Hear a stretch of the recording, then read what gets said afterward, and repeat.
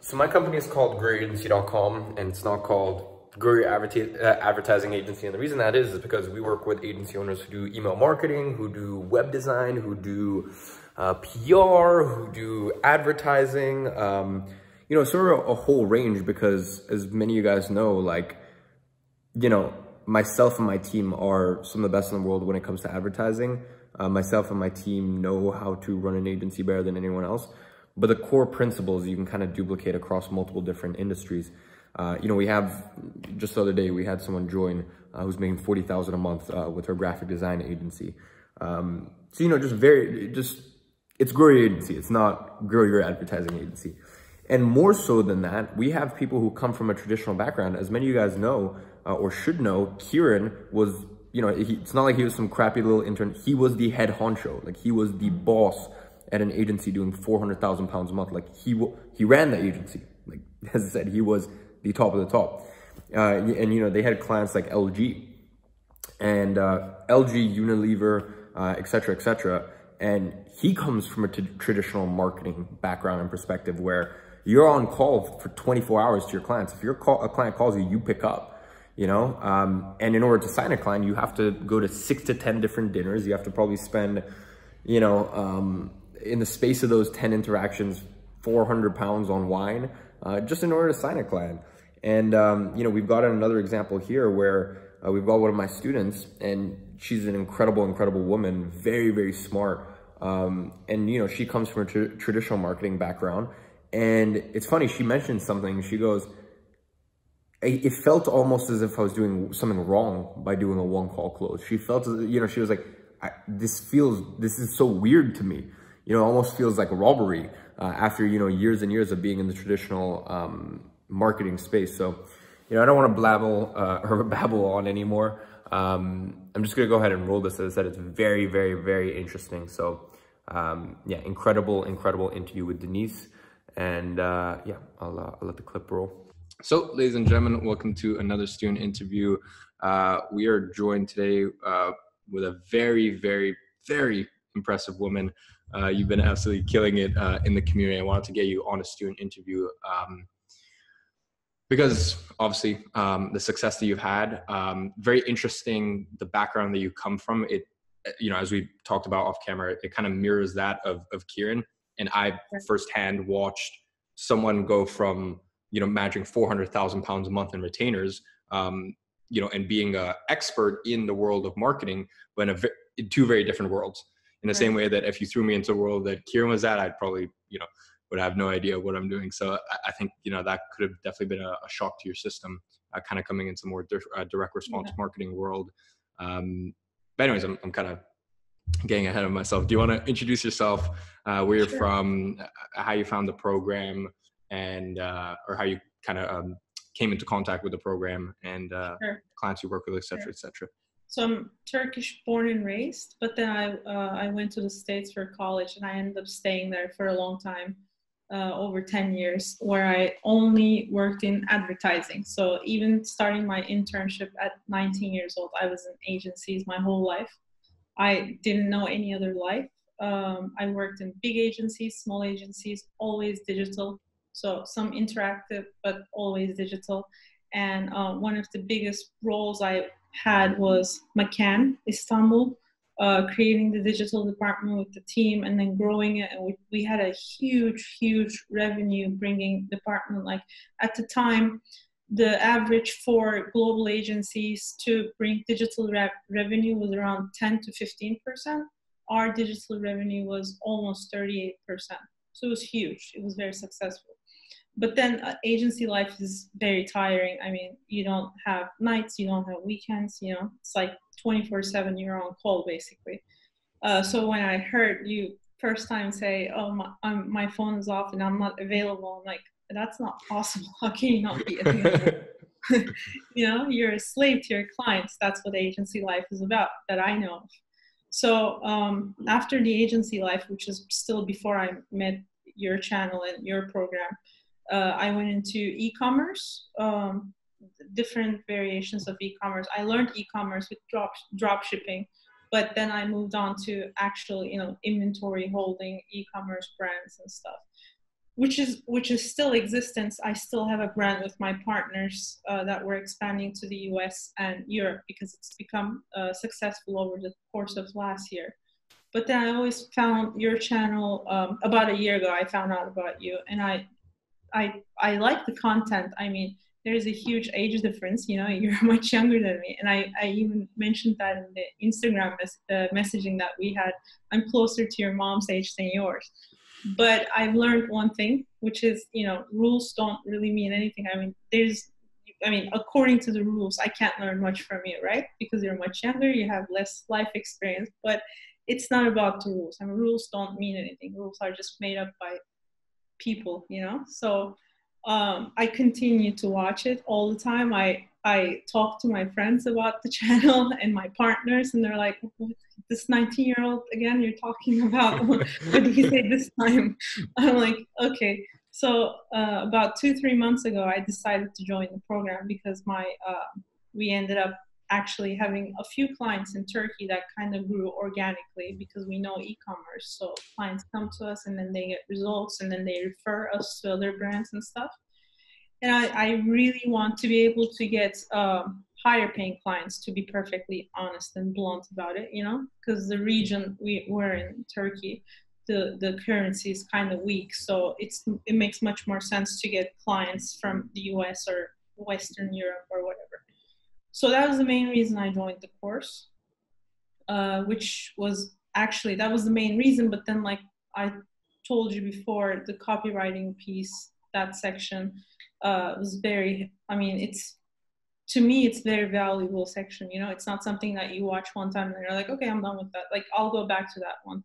I'll go back to that one a few times, you know, and every time actually you get something else out of it, you know. Anyway, so the first client we got was sort of by chance. I kind of ran across an ad, and then that ad was a different language. I was like, why am I getting served a Spanish ad in Istanbul, you know? So I went back to the Facebook ad library and checked all the ads in different regions, and they were like all mixed up. Like US was getting French ads, and then Germany was getting English ads, stuff like that. And ad copy was sort of weak too. Not sort of weak, I mean, the ad copy was bad, but again, that's a subjective thing. Like when you're, you know, when you're approaching someone in new business, everybody can say your ad copy is bad. So I went with the technical issue, like the logistical error they were making. And they were very, you know, open to conversation, and it just kind of developed into a small client for the time being. But for me, it's very meaningful because it's the first time that I get something out of a cold message, you know, which is something I'm not used to at all. Like I'm used to meeting a bunch of times and then having a bunch of meetings, lunches, dinners, coffees, teas, and then signing a client. So not seeing somebody ever, not talking on the phone, and then just getting a client is something new. Yeah, I can imagine it was to grow that, obviously. I can imagine that was definitely a shock to your system. But yeah. Usually I ask prior to the call. I apologize, I forgot this time. But only if you're comfortable. Can you share where your agency's at, how many clients you're working with? Obviously, you're working with some pretty heavy hitters. I can't share all the fees because of, you know, we're not really allowed to here in Turkey at least. But we have one of the biggest, or maybe the biggest restaurant chain as a client, which is like a kind of like Applebee's, in the same category as Applebee's. So it's not fast food, it's not fancy, somewhere in between. And then we have recently just got a big dental clinic as a client. They have like many dentists, and it's a huge client for Turkish standards again. We have e-commerce clients like a pet store, and then we have our own brand, which is a partnership, but 50% of it is ours, which is Organics Basics. So like silver lining socks or organic cotton socks and stuff like that, underwear. So yeah, we have altogether like 6 clients or so, including our own brand, which is also a client. But so you've definitely. Oh, sorry, go ahead. So I would prefer, getting all that volume, and maybe like half of it, actually like all that volume would be half of what a big client would be in the US. So that's the problem in Turkey. So that's my main drive, to get clients out of the US. So all of your clients are in Turkey at the moment?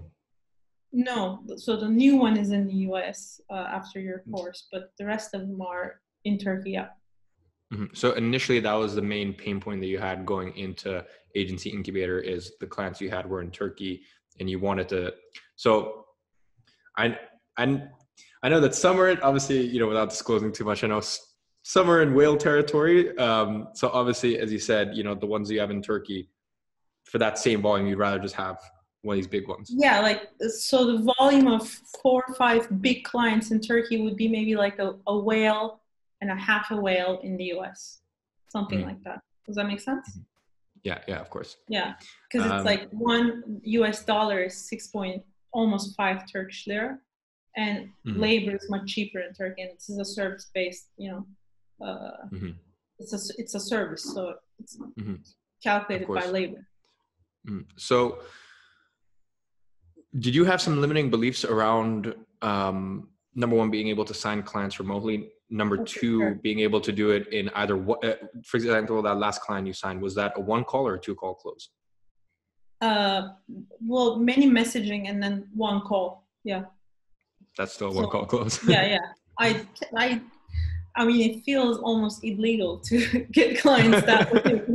It's like, am I doing something like illegal? Am I robbing people right now? Because I'm not used to it. I mean, my whole life was spent in a different way of, approaching clients and getting clients. And so, of course, that's why it took me a long time after, finding out about you, or this kind of doing business in the advertising world, to actually taking steps towards it. Because to me, it's like not really, I can't wrap my mind around it. Still, sometimes I can't.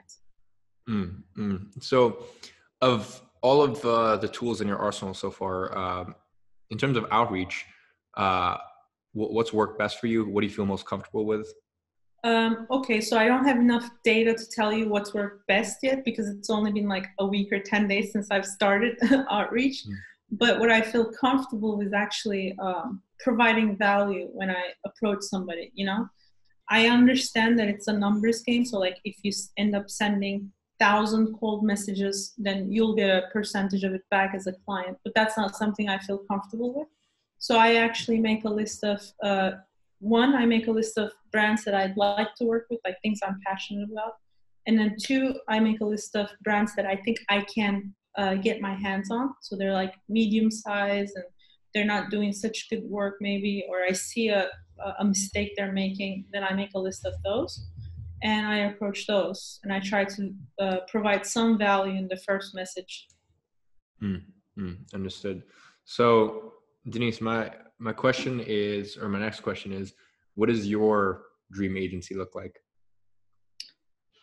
So my dream agency, in terms of the amount of clients you work with, in terms of what sort of niche you're working with, in terms of like even in terms of client avatar, like what your perfect client looks like. Right. So I think e-commerce is where I'll probably be working towards for the most part. Like restaurants and dental clinics, etc., they're fine. But e-commerce, I mean, I know e-commerce and I like e-commerce. I understand product and I understand people behavior, of purchasing and stuff. So e-commerce, and within e-commerce, I really like sustainable brands.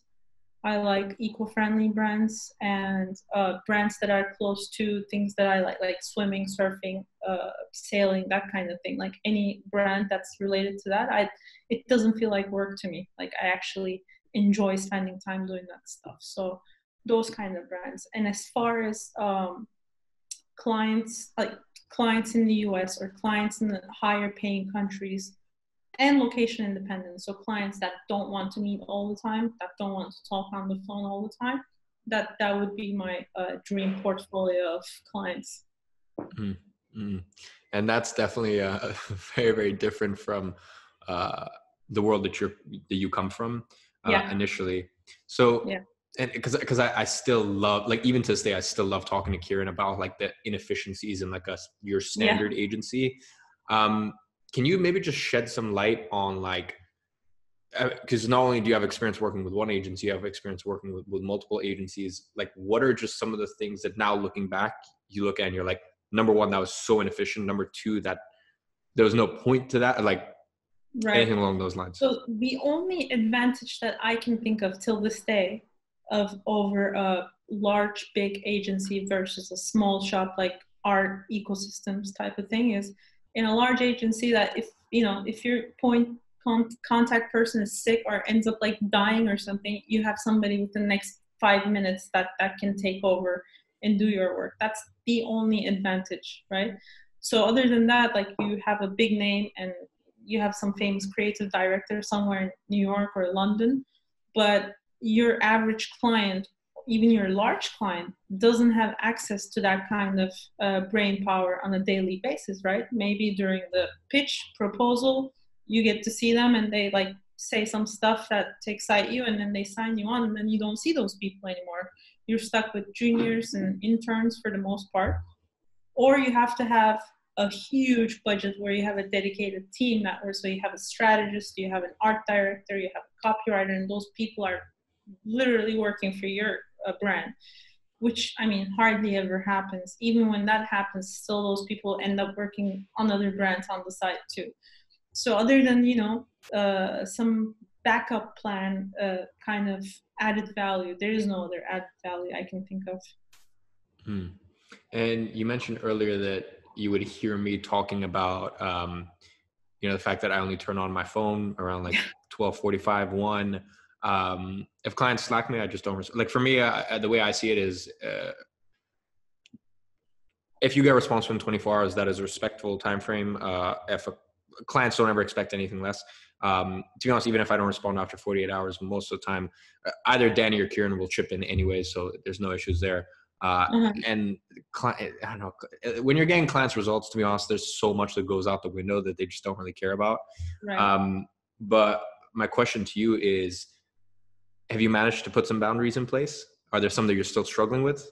Well, actually not. I haven't been able to put boundaries, but there's another lesson that I did get from your channel, your course and stuff, which is, if a client is taking a lot of time or too much time, because I have a couple of clients like that where like they get really, really good results in e-commerce. So it's not an opinion. I mean, you're either getting results or you're not getting results. So they're getting results. It's not up to discussion. But then they always have, not a complaint, but like always asking something, always wanting something, always wondering about something. So those clients are maybe the kind of clients that I want to step a foot back and replace, or limit my interaction with. Like, to me, I know that sounds funny, but I didn't even know that was an option. I didn't know it was an option to say no, or to even actually like turn down a client and say, hey, I don't want to work with you anymore. Like, in my world, that's not an option. So now I'm trying to train myself, saying like, okay, maybe I don't want to work with them in like 3 months of time. I can replace that revenue with something else. And I'll tell them, this is taking too much of my time. I'm not going to do it anymore. So that's brand new, like a whole new thing for me that I'm still, adjusting. And that's super, super interesting. But have you found that there's some sort of common denominator between those clients that ask a little too many questions, or just, as you said, the thing is with e-commerce, it's like very black and white. It's like, just if we're doing well, like, if we're doing well and we're getting your results, like you don't need to ask this question, just leave us alone. Like, quite clearly what we're doing is working. So have you found any sort of common denominator between those clients? What you usually say is true. So, I mean, I in my world, it's been true, which is they usually have smaller budgets to work with. But then also a lot of times it's, I think, personality thing. So even if it's a big budget client and maybe they're reporting to the actual boss and then they're trying to like, impress the boss, or sometimes it's a personality thing. And it usually shows itself from day one. You just have to like be open to that message, because you're usually so excited about a client that you're not, open to understanding what kind of personality you're sitting across from. And then second day, third week, it gets old, Mm. Is there anything you noticed prior to the call? Because for example, like just with me, the common denominator is the clients that pay the lowest. That's just been across the board. And mentally in my mind, I have a pain in the ass fee. Obviously I don't say it to them, but I have a pain in, like, I will have a client and I'm like, this one's going to be a bit annoying. I'm going to add on an extra 20% pain in the ass fee to what I was going to charge them. Yeah, so, I've even had a client, and once again, ladies and gentlemen, there's a lot of stuff that I do not recommend to other people. It's just, you get to a certain point when you're, first of all, obviously my personality, everyone knows I'm just, I'm definitely like more of my, like, everyone just kind of knows my personality. I speak what's on my mind, and also it's dependent on different clients, more corporate clients we worked with, I can't get away with this. With clients that, with this specific client that I said it to, I had known this person for a year plus. They came to us to work with us. I was in the total position of power. There was one client last year actually where I literally made this person promise me that they wouldn't be in pain in the ass. Like I literally said it. I remember that one. yeah. Is there anything prior to sign? Right? They ended up being. They promised me that they wouldn't be a pain in the ass, and they still ended up being a pain in the ass. So anyways, long story short, is there anything that you look at prior to signing them, or at this stage are you just still so baffled? Are you still just so like in disbelief and shock that you can close a client with one call? That you're like, yeah, I'm still thinking maybe it was like a glitch, that it won't happen again. Something must be wrong with that person for signing on somebody that you don't see ever. Awesome. Well, yeah. What does the rest of 2020 look like for your agency? Just keep chipping away at international clients. Yep, definitely international clients. In fact, like I'm gonna stop.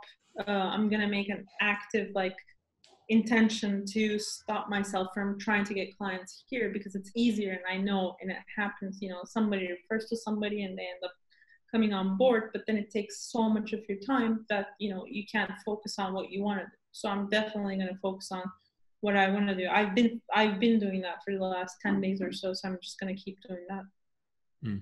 Amazing. Well, just want to say thank you so much for sharing your wisdom, taking your time. Thank you. I really appreciate it.